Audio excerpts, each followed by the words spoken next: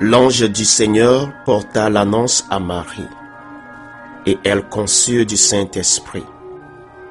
Je vous salue Marie, pleine de grâce, le Seigneur est avec vous. Vous êtes bénie entre toutes les femmes, et Jésus, le fruit de vos entrailles, est béni. Sainte Marie, Mère de Dieu, priez pour nous pauvres pécheurs, maintenant et à l'heure de notre mort. Amen. Voici la servante du Seigneur, qu'il me soit fait selon votre parole. Je vous salue Marie, pleine de grâce, le Seigneur est avec vous. Vous êtes bénie entre toutes les femmes, et Jésus, le fruit de vos entrailles, est béni. Sainte Marie, Mère de Dieu, priez pour nous pauvres pécheurs, maintenant et à l'heure de notre mort. Amen. Et le Verbe s'est fait chair, et il a habité parmi nous. Je vous salue Marie, pleine de grâce, le Seigneur est avec vous. Vous êtes bénie entre toutes les femmes, et Jésus, le fruit de vos entrailles, est béni. Sainte Marie, Mère de Dieu, priez pour nous pauvres pécheurs, maintenant et à l'heure de notre mort. Amen. Priez pour nous, Sainte Marie, Mère de Dieu, afin que nous devenions dignes des promesses du Christ. Prions le Seigneur. Que ta grâce, Seigneur, notre Père, se répande en nos cœurs. Par le message de l'ange, tu nous as fait connaître l'incarnation de ton Fils bien-aimé. Conduis-nous par sa passion et par sa croix jusqu'à la gloire de la résurrection. Par Jésus, le Christ, notre Seigneur. Amen.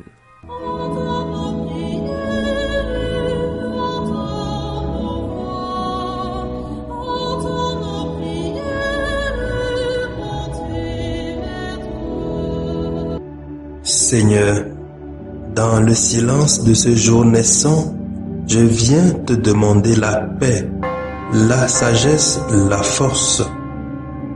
Je veux regarder aujourd'hui le monde avec des yeux tout remplis d'amour, être patient, compréhensif, doux et sage, voir au-delà des apparences tes enfants, comme tu les vois toi-même, et ainsi ne voir que le bien en chacun.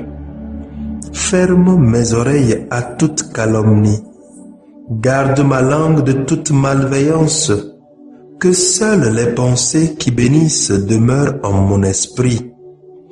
Que je sois si bienveillant et si joyeux, que tous ceux qui m'approchent sentent ta présence. Revêts-moi de ta beauté, Seigneur, pour qu'au long de ce jour, je te révèle. Amen. Abonnez-vous à notre chaîne YouTube et cliquez la cloche de notification pour recevoir nos prochaines vidéos.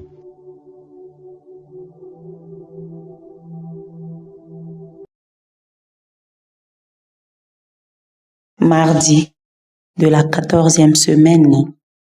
Les textes sont lus par Sœur Diane Audrey-Réma de l'Institut des Sœurs de Notre-Dame des Apôtres et le révérend diacre Achille Alaglo de la Société des Missions Africaines, commenté par le Père Barthélemy Noumachi de la Société des Missions Africaines. Nous faisons mémoire de Saint Antoine-Marie Zacharie, prêtre. La première lecture est un extrait du livre du prophète Osée, au chapitre 8, du verset 4 au verset 7 et du verset 11 au verset 13. Ainsi parle le Seigneur. Les fils d'Israël ont établi des rois sans me consulter. Ils ont nommé des princes sans mon accord. Avec leur argent et leur or, ils se sont fabriqués des idoles. Ils seront anéantis. Je le rejette ton veau, Samarie. Ma colère s'est enflammée contre tes enfants. Refuseront-ils toujours de retrouver l'innocence? Ce veau est l'œuvre d'Israël. Un artisan l'a fabriqué. Ce n'est pas un Dieu. Ce veau de Samarie sera mis en pièces. Ils ont semé le vent. Ils récolteront la tempête. L'épi ne donnera pas de grain. S'il y avait du grain, il ne donnerait pas de farine. Et s'il en donnait, elle serait dévorée par les étrangers. Éphraïm a multiplié les autels pour expier le péché, et ces autels ne lui servent qu'à pécher. J'ai beau lui mettre par écrit tous les articles de ma loi, il n'y voit qu'une loi étrangère. Ils offrent des sacrifices pour me plaire, et ils en mangent la viande, mais le Seigneur n'y prend pas de plaisir. Au contraire, il y trouve le rappel de toutes leurs fautes. Il fait le compte de leurs péchés, qu'ils retournent donc en Égypte. Parole du Seigneur, nous rendons grâce à Dieu. Nous méditons le psaume 113 et nous reprenons.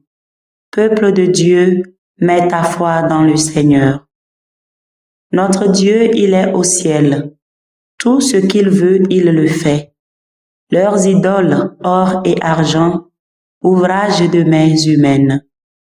Peuple de Dieu, mets ta foi dans le Seigneur. Elles ont une bouche et ne parlent pas, des yeux et ne voient pas, des oreilles et n'entendent pas, des narines et ne sentent pas. Peuple de Dieu, mets ta foi dans le Seigneur. Leurs mains ne peuvent toucher, leurs pieds ne peuvent marcher, qu'ils deviennent comme elles tous ceux qui les font, ceux qui mettent leur foi en elles. Peuple de Dieu, mets ta foi dans le Seigneur. Israël, mets ta foi dans le Seigneur. Le secours, le bouclier, c'est lui. Famille d'Aaron, mets ta foi dans le Seigneur. Le secours, le bouclier, c'est lui.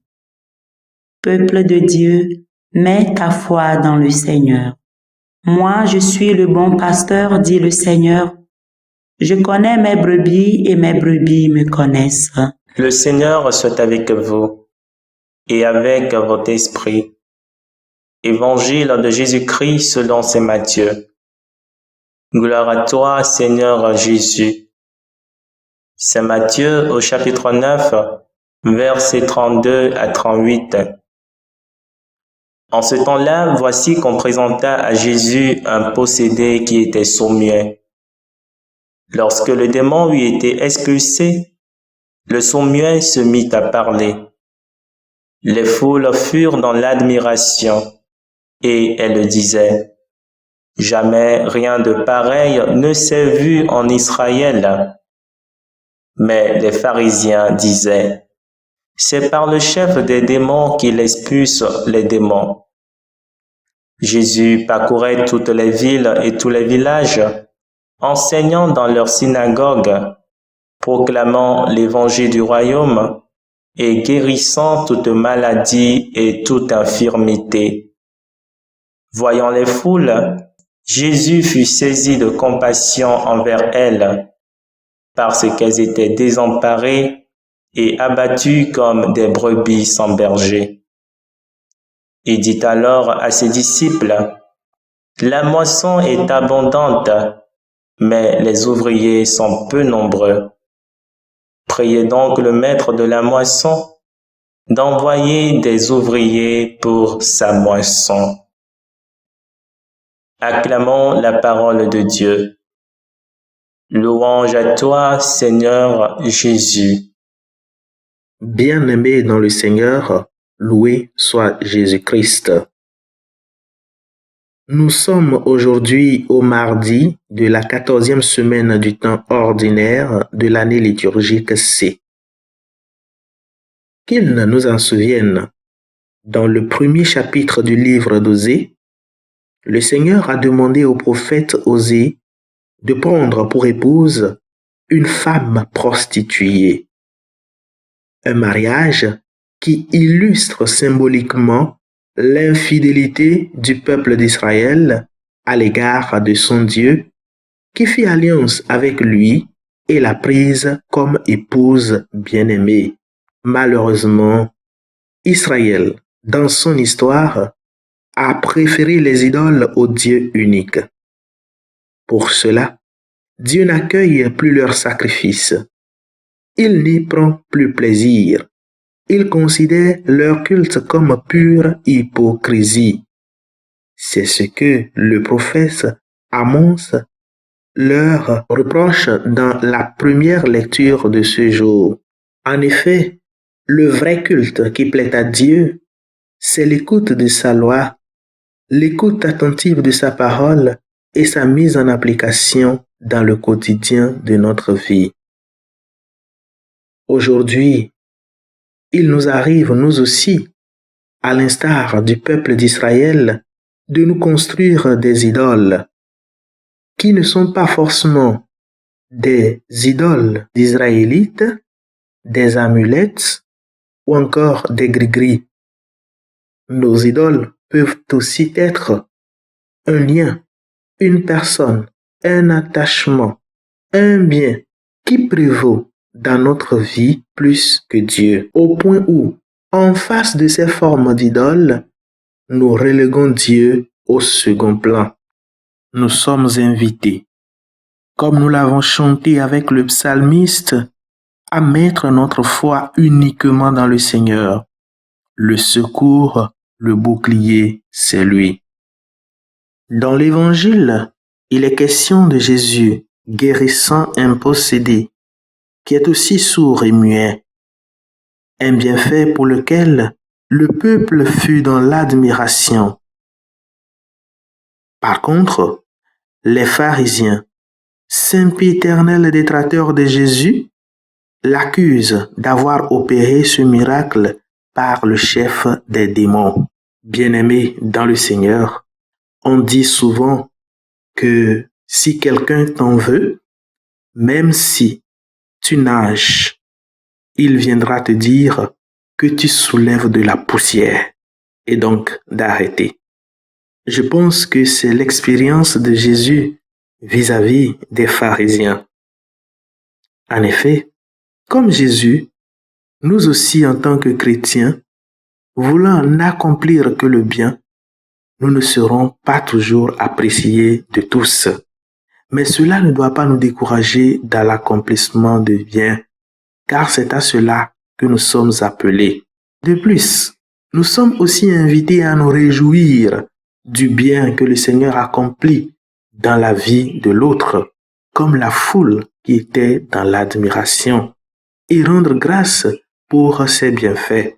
Pour finir, le Seigneur nous invite aussi à devenir ses moissonneurs, à devenir des ouvriers dans sa moisson, à devenir des porteurs de sa bonne nouvelle. Cette bonne nouvelle qui guérit toutes sortes d'infirmités. Que le Seigneur affermisse nos pas à sa suite, afin que nous devenions de vrais porteurs de la bonne nouvelle pour le salut du genre humain et pour notre propre salut. Amen. Le Seigneur soit avec vous et avec votre esprit. Que Dieu Tout-Puissant vous bénisse, le Père, le Fils et le Saint-Esprit.